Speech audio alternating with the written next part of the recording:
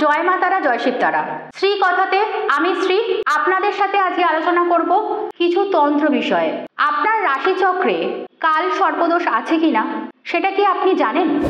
বা সংসারে অশান্তি লাগছে, স্বামী স্ত্রীর মধ্যে অশান্তি লাগছে, আপনি কি আপনার মাঙ্গলিক দোষ কাটিয়েছিলেন?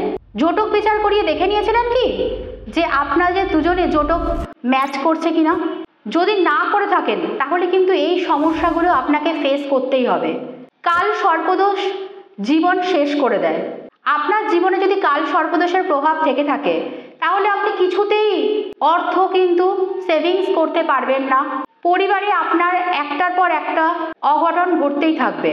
হতে পারে সুইসাইড কোনো ঘটনা ঘটলো, বা হতে পারে কোনো অ্যাক্সিডেন্টের সম্ভাবনা, অ্যাক্সিডেন্টের কোনো ঘটনা ঘটলো, কিছু না কিছু ঘটতেই থাকবে। আপনি কোনো দিন জীবনে মানসিক শান্তি পাবেন না।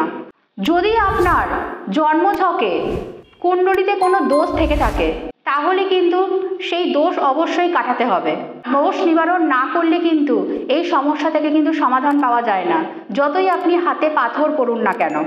মাঙ্গলিক দোষে সেই ব্যক্তি যদি প্রতিকার না নেয়, যদি ঠিক মতো না কাটায়, তাহলে তার বৈবাহিক জীবন কিন্তু শেষ হয়ে যায়, ডিভোর্স হতে পারে এবং অন্যজনের মৃত্যু পর্যন্ত ঘটতে পারে।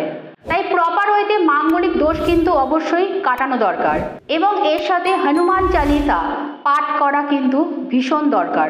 কারণ এরকম অনেক সময় ঘটেছে মাঙ্গলিক দোষ কাটানোর পরেও সেই ব্যক্তির জীবনে একটু হলেও প্রবলেম থেকে গেছে।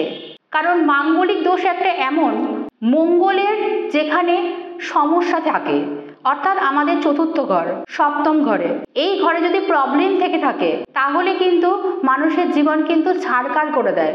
এক একটা মাঙ্গলিক দোষ এক একটা ঘরে এক এক ধরনের প্রভাব ফেলে। তাই অবশ্যই মাঙ্গলিক দোষ কিন্তু প্রপার ওয়েতে কাটানো দরকার।